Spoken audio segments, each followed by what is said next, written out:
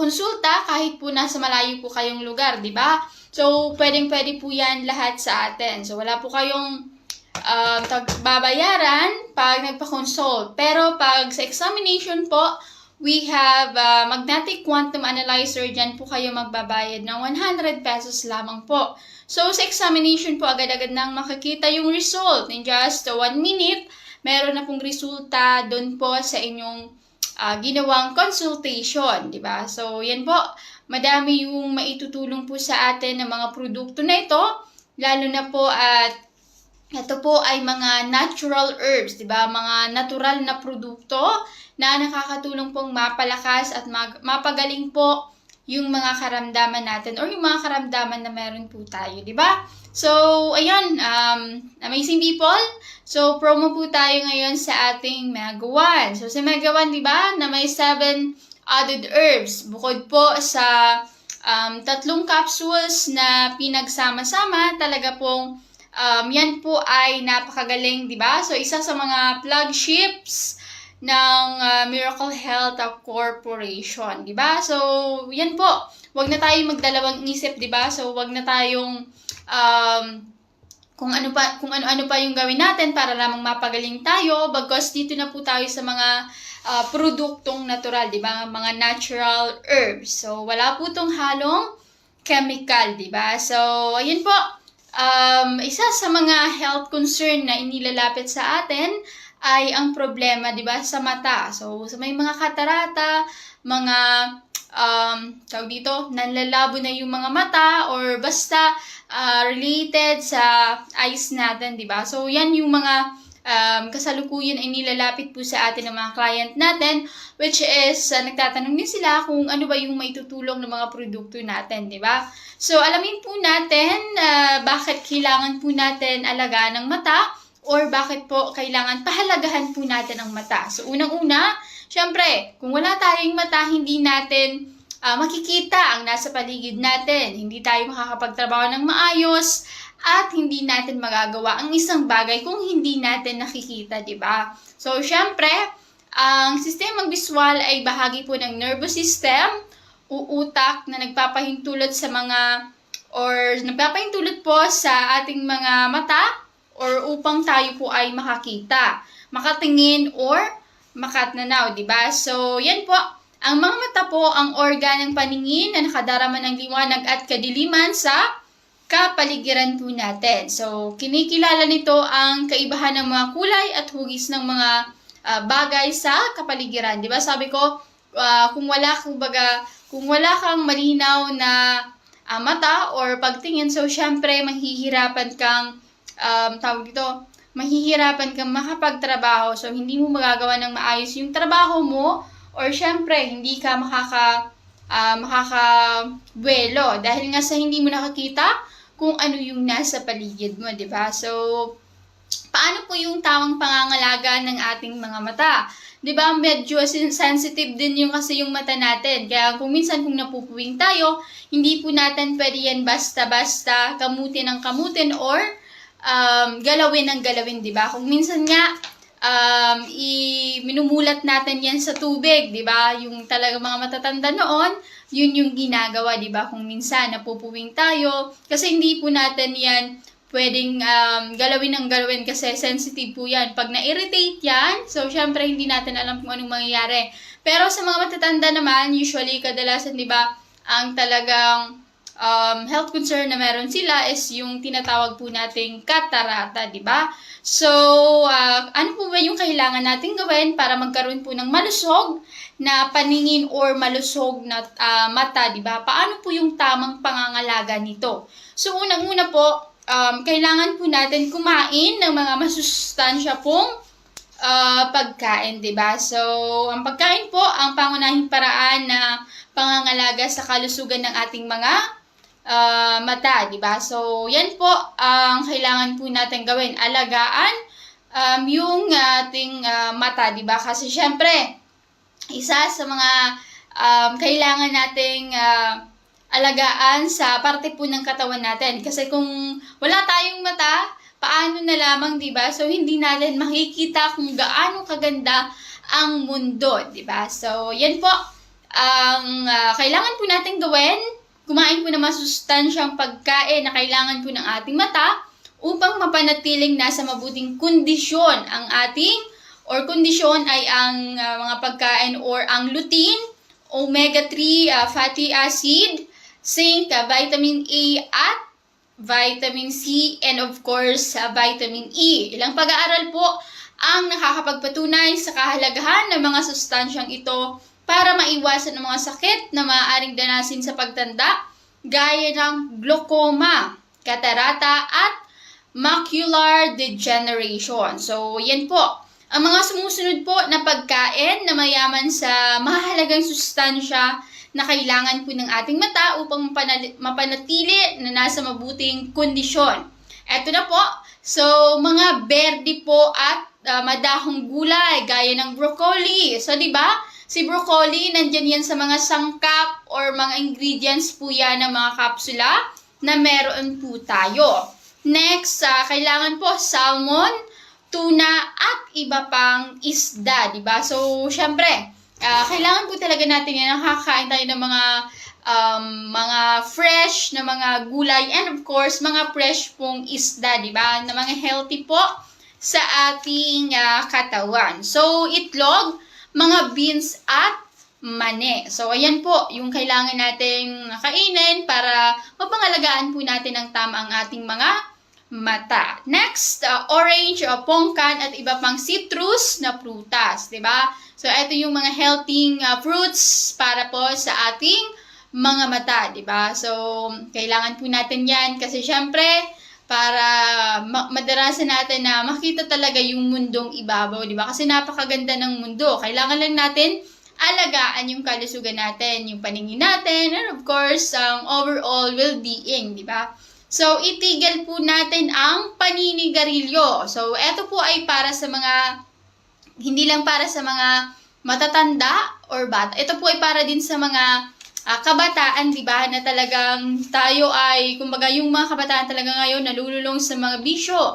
Like sigarilyo, pag-iinom ng alak, di ba? So, ito pang paninigarilyo ay may kaugnayan po sa pagkakaroon ng iba't ibang sakit. Hindi lamang sa baga, kundi pati na rin po sa mata. So, mas mataas po ang posibilidad ng pagkakaroon ng katarata at iba pang sanhi ng panlalabo ng mata sa mga tao pong naninigarilyo. So, yan, yung pakatandaan po natin na hindi lamang po sa mata yung pwedeng maapektuhan sa atin, di ba? Kapag ka naninigarilyo ka, maaaring ka magkaroon ng cancer, di ba? Lung cancer or any cancer basta related sa ninigarilyo po natin. So, kahit kayo ay bumili sa mga store, di ba? Makikita ninyo sa nakabalot dyan na nasa kahon yung mga possible na sakit na maaari po ninyong makuha dyan po sa paninigarilyo, di ba? So, laging magsuot ng sunglasses. Ito naman po, di ba? So, usually talaga, yung mga tao ngayon ay, syempre, dala na din ng modernong teknolohiya. I mean, talaga, syempre, ngayon yung mga kabataan, di ba? Hindi lang mga kabataan, pati yung mga nanay, tatay natin, mga lolo-lola natin, talagang nakikisabay na din, di ba? Pero, sabi natin, sa Pilipinas po, kung saan mataas at malakas ang sikat ng araw, makakatulong ang pagsuot ng sunglasses upang maprotektahan ang mata mula sa nakakasamang ultraviolet rays na nagmumula po sa araw, di ba? So, mas maganda na napoprotection na yung ating mga mata, lalong-lalo na po kung mainit, di ba? Kasi, syempre, kung minsan, pag talagang wala tayong pang protection sa mata, minsan talaga nagkakaroon din ng mga problems, di ba? Ang sobrang UV rays na nakakapasok sa mata ay maaaring makadagdag sa posibilidad ng pagkakaroon ng katarata at macular degeneration sa mata na maaaring humantong sa pagkabulag. So, ito po ay paalala na din, di ba?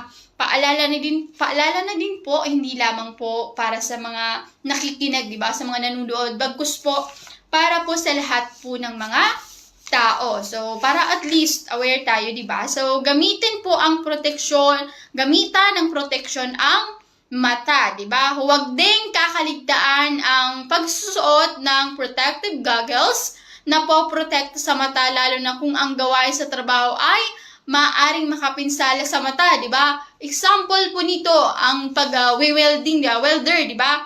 So, yan po. So, sila yung talagang exposed sa, kumaga ilaw ba, di ba? Gumagamit nga po sila ng sunglasses, di ba? So, hindi lamang sunglasses, pero may mga protective gear po talaga na ginagamit or mga PPE para po dyan. Para hindi po talaga masira yung ating mga mata, di ba? So, iwasan po ang pagbabad sa telebisyon at computer. So, eto ay para naman sa mga kabataan, di ba? Na talagang, syempre, dala ng modern na technology, talagang tayo yung mga kabataan instead, di ba? Na magbasa. Ngayon po talaga halos hawak na mga cellphones, mga nasa computer, mga na-addict po sila sa mga computer games or mga, tawag dito, mga mobile games, di ba? Na talagang gumagamit ng mga gadgets or computers. So, yan po. Kumbaga, ito po ay para awareness na din po sa inyo, di ba? Na iwasan po natin yung magbabad sa television at computer, di ba? Kung minsan tayo talaga, lalo na kung paborito natin yung pinapanood natin sa television, di ba? Hindi natin maiiwasan talagang magbabad, lalong-lalo na kung hindi naman tayo nakakalabas ng bahay or wala naman tayong ginagawa, talagang nanonood tayo ng mga teleserye or talagang mga inaabangan nating paboritong mga pinapanood. Pero may oras din po or may tamang oras din po ng panunood para po hindi po tayo mababad or hindi po mababad yung inyong mga mata sa kakapanood po niyan, di ba? Kasi minsan nga talagang yung mata natin talagang lumuluha kapag nasobrahan na po. Siguro sa radiation na din, di ba? So, ang pagtingin po ng matagal sa computer at telebisyon ay maaari pong magdulot ng ilang mga kondisyon na maaaring makasasama sa mata gaya po ng sumusunod. So, unang-una po ay strain o pagkapagod po ng mga mata. So, next, we have panlalabo ng paningin. So, panunuyo ng mga mata at pananakit ng mga mata. So, ito po yung nakakasama sa ating mata kung tayo po ay babad sa telebisyon at sa computer. Though sa cellphone, di ba? Kahit sa cellphone talaga maaari po tayong maapektuhan or magkaroon po ng radiation sa pag-overuse ng mga cellular phones or mga gadgets, di ba? So, kapag ka po may nararamdamang discomfort sa mata, kailangan na po natin magpatingin sa doktor, di ba? So, yan po yung kailangan po natin gawin. So, pwede naman kay Doc Joey na, diretso para at least makapag-intake na po kayo ng mga produkto, di ba? So, ito po, ang mga karamdaman po na may kinalaman sa kalusugan ng ating mga mata.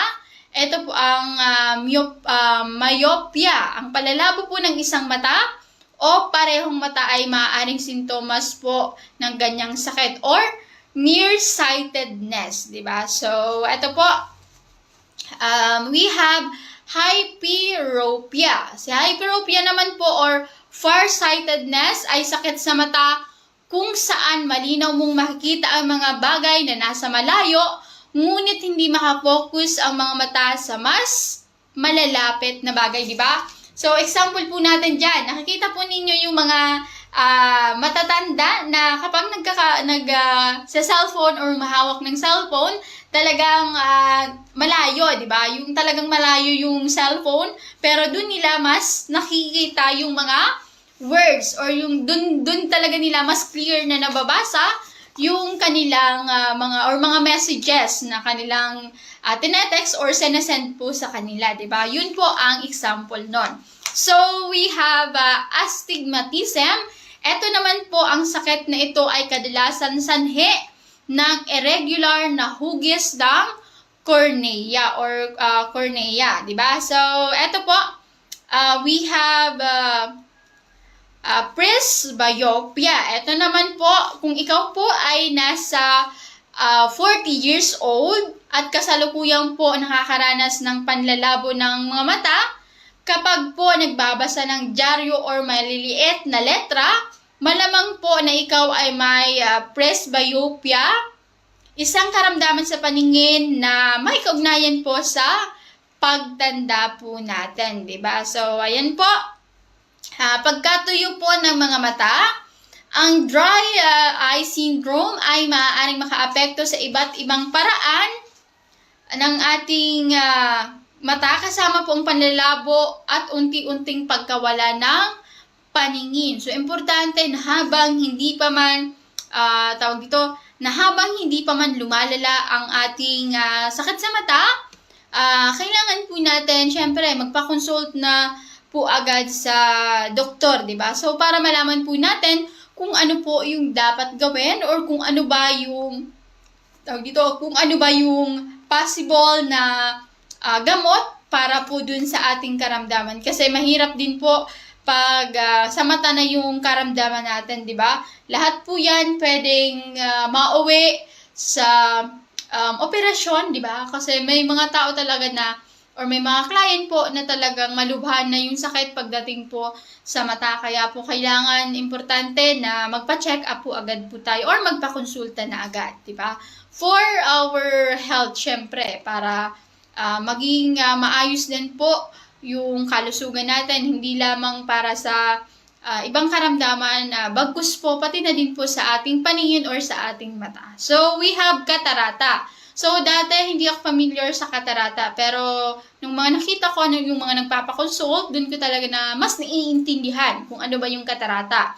Kung ito po ay hindi maaalis, ang catarata po ay maaaring makatakip sa paningin hanggang sa ikaw ay mabulag. So, may kakilala ako na talagang hindi naman talaga siya actually ooperahan. Pero, kumbaga, may gagawin lamang. Basta may gagawin po sa kanya na para maalis po yung parang yung nakakatakip po dun sa kanyang mata na maaari pong mag-result po sa kanya ng pagkabulag. So, kaya kailangan po talagang kailangan niya po yung pagpokusan, di ba? So, we have glaucoma. Si glaucoma naman, ito naman po ang panlalabo ng paningin o tunnel vision ay maaaring sintomas ng mga glaucoma. Kasama po sa mga sintomas nito ay ang dahan-dahan o biglaang pagkipot ng ating paningin. So, next, diabetic retinopathy. Ito naman po, kung ikaw po ay may diabetes, hindi maipaliwanag na paglabo ng inyong paningin, ay malamang na dahil sa tinatawag na diabetic retinopathy, komplikasyon ng diabetes na sumisira sa retina po ng mga mata, di ba? So, yan po yung mga karamdaman na may kinalaman po sa kalusugan ng ating paningin, di ba? So, may mga sakit po sa mata na maaari pong maging sanhi ng permanenteng pagkabulag. Kaya po mainam talaga na kailangan alagaan po natin, di ba? Kailangan